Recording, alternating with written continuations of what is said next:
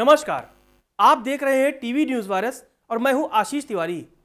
आज हम बात करेंगे इतिहास की, एक ऐसे कबीले की जिसने दुनिया में नक्शा ही बदल दिया एक मजहब का।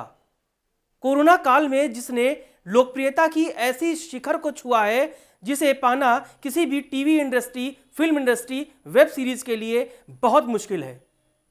कामयाबी की ऐसे ही एक दास्तान है तुर्क देश की। जी हां, हम बात कर रहे हैं दुनिया भर में धमाल मचा रहे वेब सीरीज अर्तुगरुल गाजी की। अर्तुगरुल टर्किश टीवी ड्रामे को अलग अलग 3 शब्दों में अगर हम बताएं तो ये 3 शब्द हो सकते हैं: इस्लाम, घोड़े की टाप और तलवार।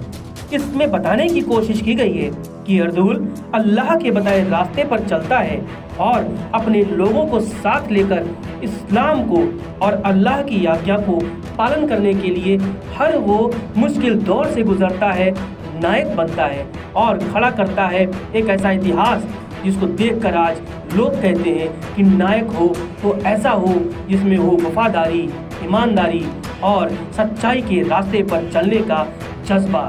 1299 में स्थापित होने के बाद उस्मानिया सल्तनत दुनिया के सबसे शक्तिशाली राजवंशों में गिनी गई। इसने तुर्की और उसके आसपास के क्षेत्रों में 600 से अधिक सालों तक राज किया। 6 सदियों में यह इतिहास के सबसे समृद्ध, प्रगतिशील और विस्तारवादी राजवंशों में से एक मानी गई।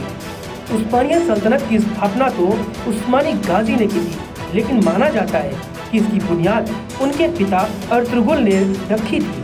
वह 13वीं शताब्दी में काई कबीले के सरदार सुलेमान शाह के दूसरे बेटे थे, जो बेहद बहादुर, संवेदनशील और इस्लाम के रास्ते पर चलने वाले वफादार किरदार के तौर पर दिखाए गए।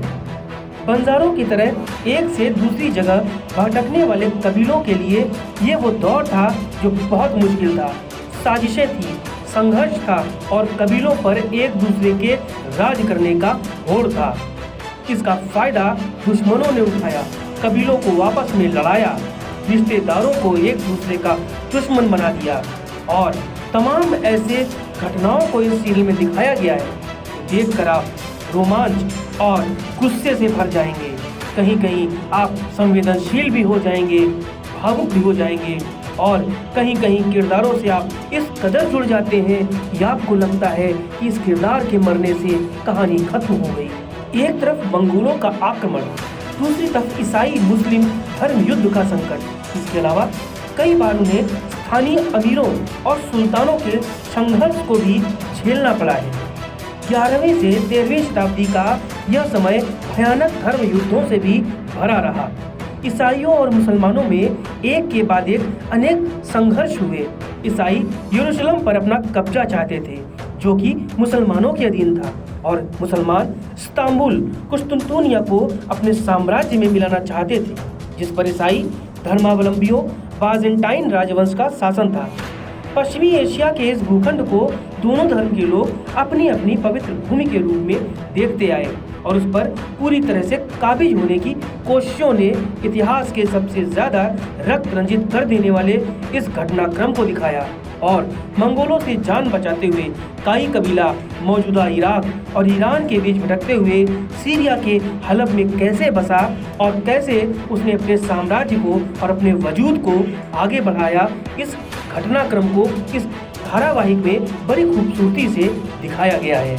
कोरोना लॉकडाउन के दौरान घरों में बंद दुनिया के तमाम देशों में लगभग 40 भाषाओं में डब की गई इस ऐतिहासिक सीरियल ने जब भारत में दस्तक दी तो करोड़ों दर्शकों ने इसको देखना शुरू किया। तभी से इस सीरियल का जादू घर घर चर्चाओं में आ गया और आज इस सीरीज को Guinness book of world record में भी शामिल कर लिया गया है। तो आप भी अगर कोरोना लॉकडाउन से परेशान हैं और घरों में हैं तो एक बार इस धारावाहिक को देखिए और जानिए कि क्यों रातों रात दुनिया भर के तमाम देशों में अलग अलग भाषाओं में इस सीरियल ने धूम मचा रखी है, जिसे आज रिकॉर्ड तोड़ कमाई का जरिया बताया जा रहा है।